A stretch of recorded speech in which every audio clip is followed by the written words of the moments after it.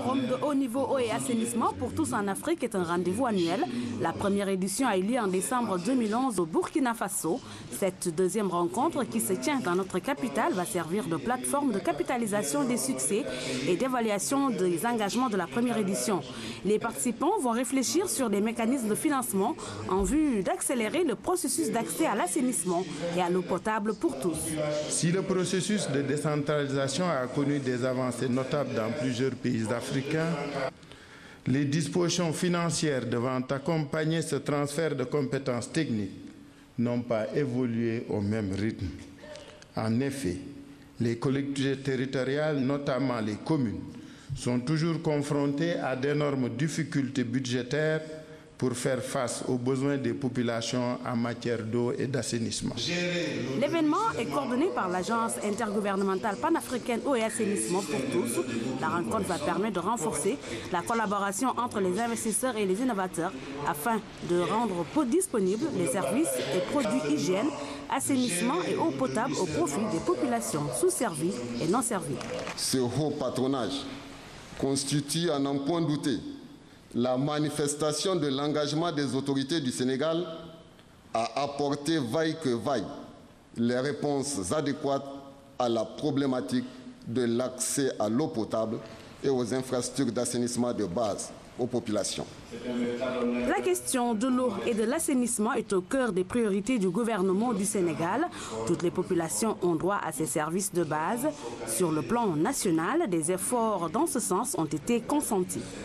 Dans mon agenda de développement du Sénégal, j'ai fait de l'accès à l'eau et à l'assainissement une priorité. Sur ce registre, il me faut rappeler qu'avec un taux d'accès à l'eau potable estimé à 88,5%, le Sénégal dispose de réelles chances d'atteindre la cible pour les OMD avant échéance. C'est pourquoi mon gouvernement s'est engagé à accélérer la mobilisation d'environ 250 milliards de francs CFA pour atteindre les objectifs de ce programme d'ici la fin des OMD prévus en 2015. Je voudrais noter avec vous que malgré ces avancées notables, beaucoup d'efforts restent encore à déployer pour trouver une solution définitive à cette problématique de l'accès à l'eau et à l'assainissement.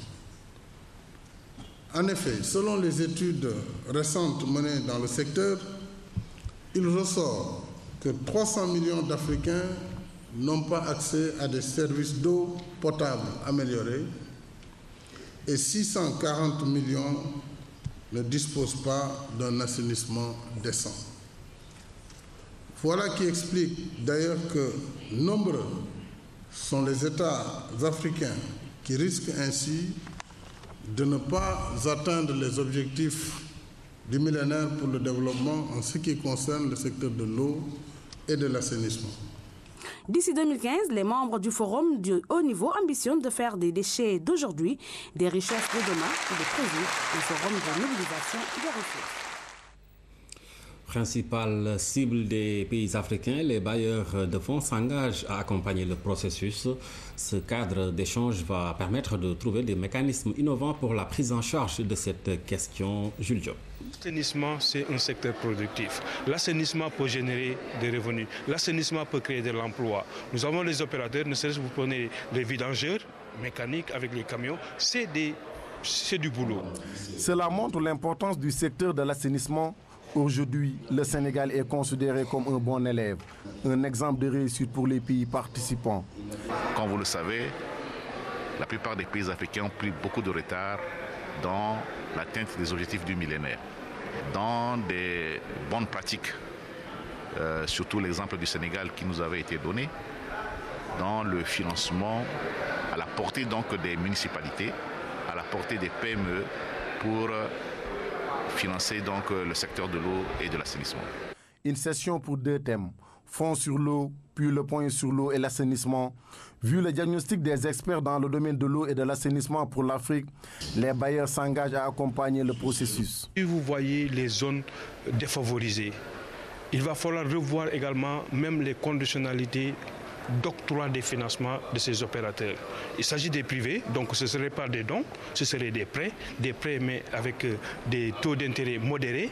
Et surtout maintenant dans les milieux les plus défavorisés, il faudrait peut-être même intégrer une composante subvention pour permettre à ces populations défavorisées de pouvoir bénéficier de ces services. Donc également, les bailleurs ont compris ce message-là et sont prêts également à nous engager et à nous supporter dans ce sens-là. L'eau et l'assainissement sont des priorités en Afrique, d'où la nécessité de développer une politique durable pour l'accès à l'eau dans un bon cadre de vie.